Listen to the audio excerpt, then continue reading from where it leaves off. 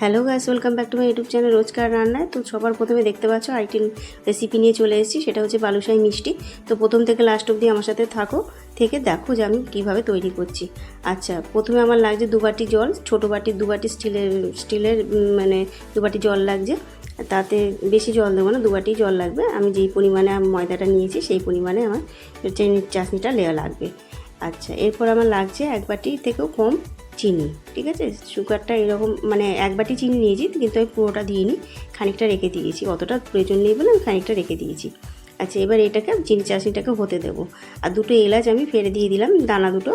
ঠিক আছে, দিয়ে এবার এটাকে ফুটতে দিতে হবে। চিনির রসটা যেভাবে হয় চাটনিটা, ঠিক সেভাবে আমি এটাকে তৈরি করবো। চিনি চাটনিটা একদিকে বসিয়ে দিয়েছি, আরেকদিকে আমি কি করছি, একটা মানে ছোটো মানে মাঝারি সাইজের একটা বাটিতে ময়দা নিয়েছি। সেই ময়দাটা আমি একটা থালার মধ্যে নিয়ে 1 চিমটি লবণ দিয়েছি, আর 2 চিমটি মতো বেকিং পাউডার, আর 1 চিমটি মতো একদম বেকিং সোডা। বেশি নয়, একদম অল্প মানে সামান্য।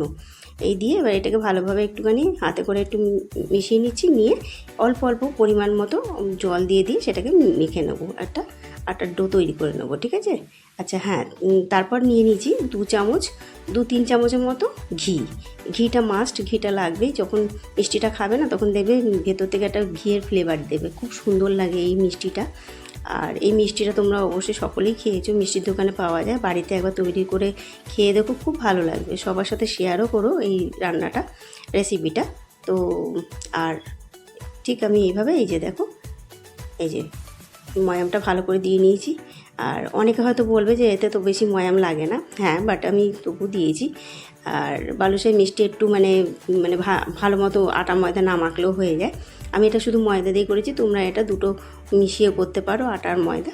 আচ্ছা, এরপর আমি দেখো মেখে নিয়েছি। মেখে নিয়ে হাতে একটু জাস্ট ঘি দিয়ে একটু এবার এটাকে ভালোভাবে একটুখানি লাগিয়ে নিলাম, যাতে টেনে না যায়, মানে একটা ড্রাই হয়ে যায় না উপরটা।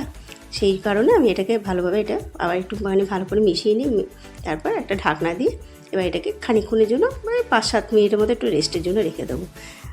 তারপরে আমি কি করেছি, যখন দেখেছি চিনিটা মেল্ট হয়ে গেছে, চিনির চাশনিটা, ওর মধ্যে একটু ফুড কালার দিয়েছি। ফুড কালারটা দিলে না দেখতেও ভালো লাগে। হ্যাঁ, আর এটা বললাম যে প্রথমেই যে এটা গাঢ় করবো না, এটা পাতলাই হবে চিনির চাশনিটা। ওটা হয়ে গেছে, ওটা আমি সরিয়ে নিয়েছি। আচ্ছা, এরপর আরেকটা কড়া বসিয়ে দিয়েছি, তাতে খানিকটা সাদা তেল দিয়ে দিলাম, আর 3 চামচের মতো ঘি দিয়ে দেবো। ঘি দিয়ে ভাজবো কেন, ঘিয়ের স্মেলটা খুব ভালো লাগে, সেই কারণে ঘিটা আমি এর মধ্যে দিচ্ছি।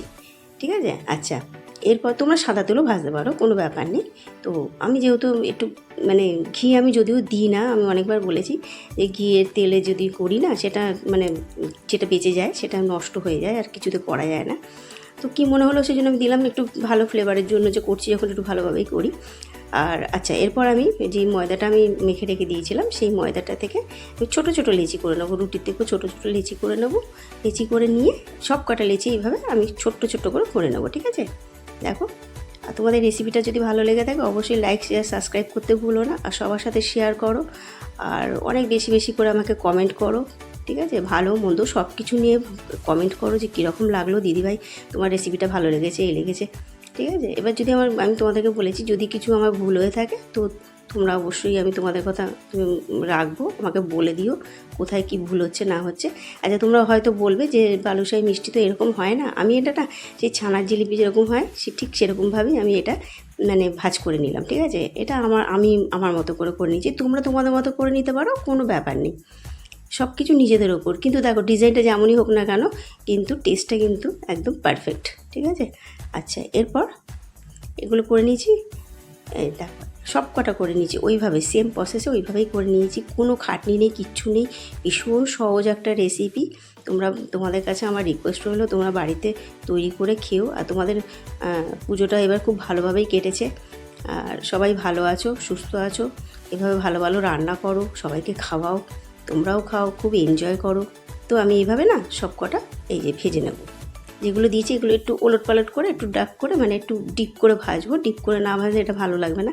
আর হ্যাঁ, আর একদম লো টু মিডিয়াম ফ্লেমে এই ভাজাটা করবে। ঠিক আছে।